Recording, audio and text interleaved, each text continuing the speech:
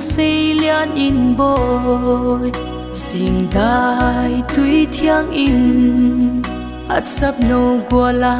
pak cha ti gwalin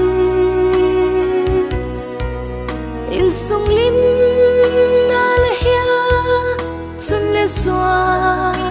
kinep na le la hi lim na adu thu sam ching zal mang maya chang tamo ka ko in ka holo the ngai pua chung khoanu lai tan hi tama le chun la len bual ngai te la in sung mi te lungil a la min kalam ni le ka hun hol in mu te ka nuam se khi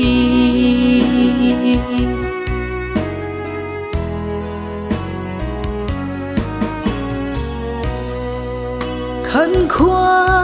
ding gel in sing khwal chang ma leng kanao ngai ngoi ngoi thin lung in la dai thei ngai him him pua hat lo na alung kham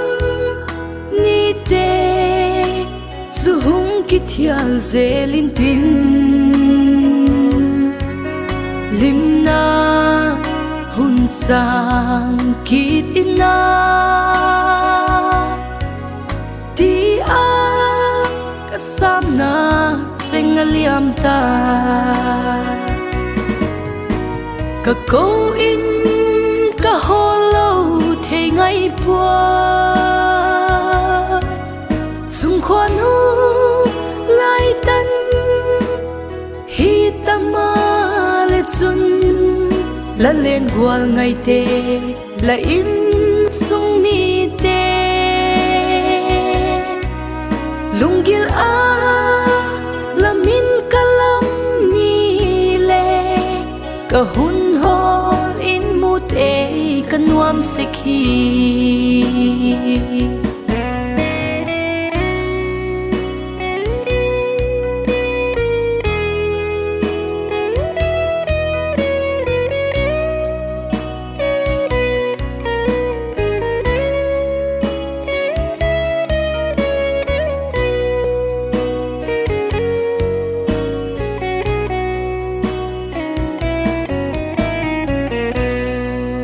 ngày siak in vang ko